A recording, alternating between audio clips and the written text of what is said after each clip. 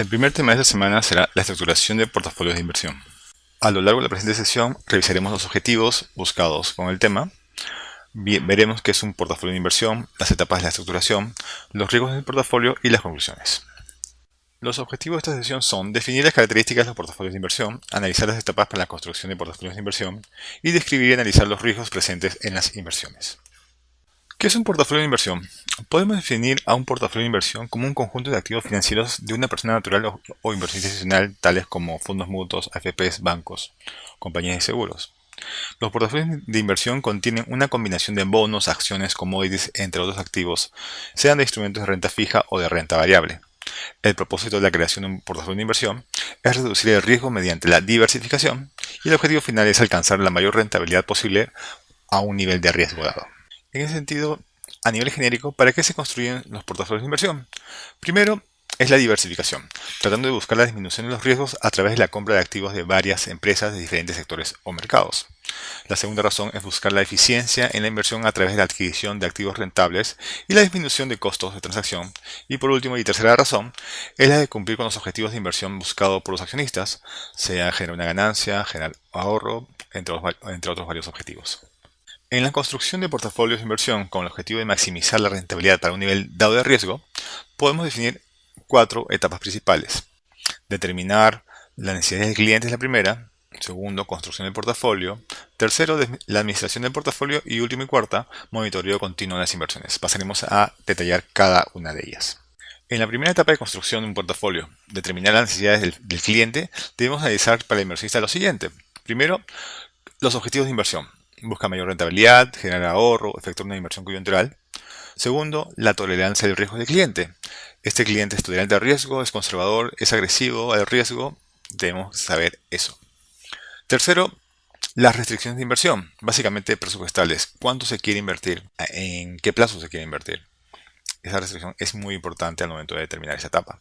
Y por último, el horizonte de tiempo. El inversionista quiere efectuar una inversión en corto plazo, mediano plazo o largo plazo. También eso es determinante para saber qué tipos de activos se van a recomendar al momento de crear este portafolio. En la segunda etapa de la construcción es la construcción propia del portafolio. Primero tenemos que revisar la asignación del responsable del portafolio. ¿Qué persona va a ser la encargada del área de inversiones para revisar o administrar este portafolio? Segundo, ¿qué metas de riesgo y rentabilidad se van a tomar en cuenta para la creación de este portafolio? Y por último, ¿cuál va a ser la estructura del portafolio? Es decir, la selección específica del tipo de activo. ¿Se va a concentrar en renta fija? ¿Va a ser concentrado en renta variable? ¿Una combinación de ambos? ¿Van a incluir otro tipo de activos? Por ejemplo, commodities. Eso se debe determinar en esta etapa. Una vez determinada ya la asignación del portafolio, pasamos a la tercera, que es la administración del portafolio. Hacer un filtro y selección de las inversiones que se están efectuando, ver y administrar el riesgo inherente en este portafolio según la distribución de activos en los que se haya invertido y buscar la excelencia en la ejecución de compras y ventas, buscando una eficiencia y la disminución en lo posible de los costos en cada adquisición de valores. Una vez completadas las 3 etapas anteriores, es decir, la determinación de las necesidades del cliente, la construcción del portafolio y la administración del portafolio, pasamos a la cuarta y última etapa, que es el monitoreo continuo.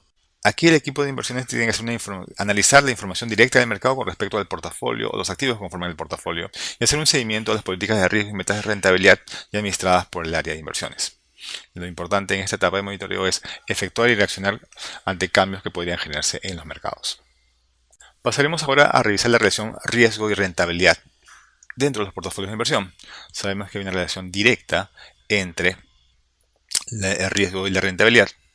Lo que se quiere hacer en una administración de portafolios es tratar de buscar la mayor rentabilidad con el mínimo riesgo posible. Ese sería un reto en lo que es administración de carteras de inversión.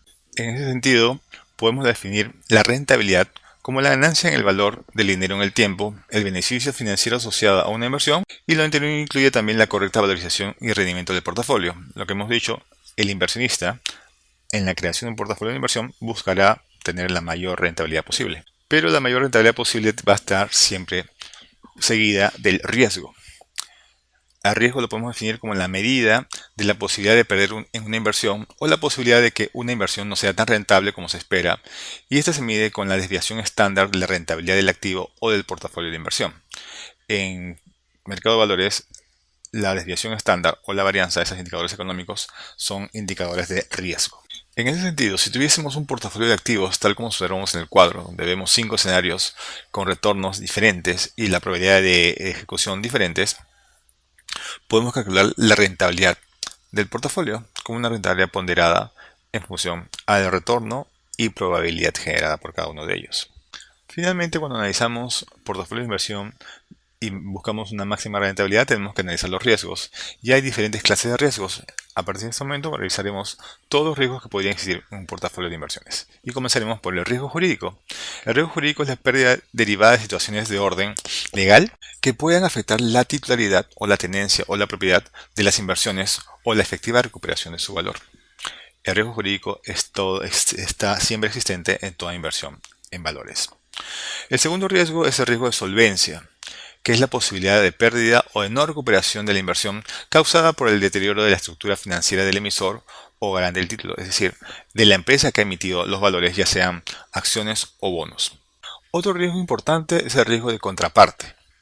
Básicamente esto se da en activos de renta fija o de deuda y corresponde al incumplimiento por parte de la entidad con quien se efectúa un negocio, es decir, a quien le otorgamos el crédito, el préstamo o efectuamos la inversión de deuda. Otro riesgo importante es el riesgo de maduración. Es un riesgo representado en el plazo de las inversiones efectuadas, entendiéndose como el tiempo restante entre la fecha actual en que se compra el valor y la fecha de vencimiento del título. Básicamente estamos analizando instrumentos de renta fija, que da mayor oportunidad para que cualquier otro riesgo se presente. El riesgo de maduración, como hemos dicho, se da en instrumentos de renta fija, y aquí el principio es que cuanto mayor sea el plazo del instrumento de renta fija, se tendrá un mayor riesgo. Otro tipo de riesgo importante es el riesgo operativo, que es la posibilidad de generarse errores durante la gestión operativa de las inversiones. El riesgo operativo podría ser desde el sistema que no funciona al momento de la liquidación y compensación en la bolsa, o también el riesgo generado por las personas que administran estas inversiones, pasando por ejemplo el riesgo de fraude. Este sería el caso de lo que se llama riesgo operativo. Muy diferente al siguiente riesgo, que es el riesgo de liquidez. El riesgo de liquidez es la posibilidad de negociabilidad del título en el mercado, es la capacidad de un activo de ser convertido en efectivo sin perder parte de mi inversión inicial. Es decir, el riesgo de liquidez se genera en el mercado secundario, en el cual, si yo adquiero un activo, ¿cuál es la posibilidad de que estos activos puedan realizarse o venderse con una cierta rapidez? Mientras más líquido sea el activo, será menos riesgoso. Mientras más ilíquido sea el activo, será más riesgoso. Otro riesgo importante en lo que son inversiones en portafolios es el riesgo de mercado, y se refiere a la incertidumbre generada por el comportamiento de factores externos a la organización. El riesgo de mercado ya puede ser en cambios en las variables macroeconómicas o factores de riesgo tales como el comportamiento de las tasas de interés, movimientos de los tipos de cambio, la generación de inflación en la economía, la tasa de crecimiento de la propia economía, el precio o cotizaciones de las acciones en las bolsas, subidas o caídas de bolsas, y por último las cotizaciones de mercancías, entre otros factores ajenos siempre al comportamiento de administración del portafolio. Continuando con el análisis de riesgo de mercado, revisaremos el riesgo de la tasa de interés, el cual se presenta ante la variación del valor de mercado de los activos frente a un cambio en las tasas de interés, inferior al efecto causado en los pasivos, y esta diferencia no se encuentra compensada por operaciones fuera de balance. Recordemos que los instrumentos de renta fija, por ejemplo, son muy sensibles al comportamiento de las tasas de interés, y hay una relación inversa entre el comportamiento de tasas de interés y el precio de los instrumentos de renta fija. Cuanto mayor sea la subida de las tasas de interés, más bajo será el precio de los instrumentos de renta fija.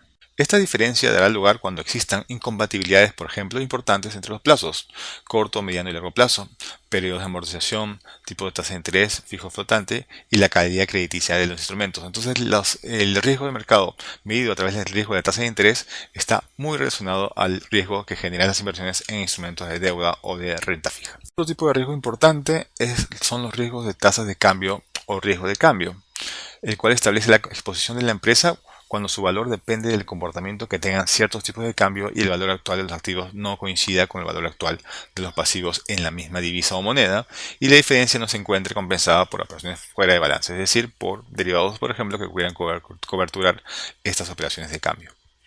Cuando se poseen posiciones en instrumentos derivados cuya asociación está expuesta a riesgo de tasa de cambio, la empresa podría estar cubierta en los riesgos. Otro tipo de riesgo de mercado es el riesgo de acciones o riesgo de las acciones en bolsa, el cual se determina la exposición de una empresa cuando su valor depende de la cotización de determinadas acciones o índices de acciones en los mercados financieros, o posea inversiones en otras compañías independientemente de que si la inversión se haya realizado con fines especulativos o como estrategia de integración. Si una empresa tiene una gran posición invertida en empresas cuyas acciones cotizan en bolsa, si las bolsas caen, el valor de esas acciones en las que ha invertido caen y por lo tanto afecta los activos y el patrimonio de esta empresa inversora. O también se da también el riesgo de acciones cuando se poseen instrumentos derivados cuyo subyacente está expuesto a riesgo de acciones. De manera indirecta, una caída en bolsa hace que caiga el precio de las acciones y por lo tanto cae el precio del instrumento derivado. Básicamente, por ejemplo, opciones. El último riesgo relacionado al riesgo de mercado es el denominado riesgo de mercancías, el cual se establece como la exposición de la empresa cuando su valor depende del comportamiento del precio de determinadas mercancías o bienes en mercados nacionales e internacionales y revela la exposición cuando la empresa adquiere mercancías para el desarrollo de su objeto o como insumos en su proceso productivo. En ese sentido, el precio de los insumos hará que esto podría generar pérdidas en la empresa. También se genera un riesgo de mercancías cuando la empresa posea inversiones en mercancías con fines especulativos. Es decir, la empresa acopia mercancías con el objetivo de que en el futuro, o con la expectativa de que en el futuro suba el precio de sus activos y sin embargo no se genera esa subida de precios y por lo tanto podría generar una pérdida a la empresa.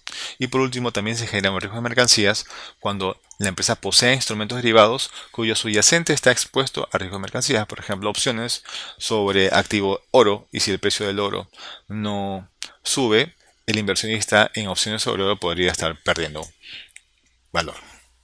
En ese sentido, ante la pregunta de por qué es importante controlar el riesgo, la respuesta es que el control de riesgo es necesario para controlar la exposición del portafolio a pérdidas que pudieran generarse al momento de buscar la máxima rentabilidad.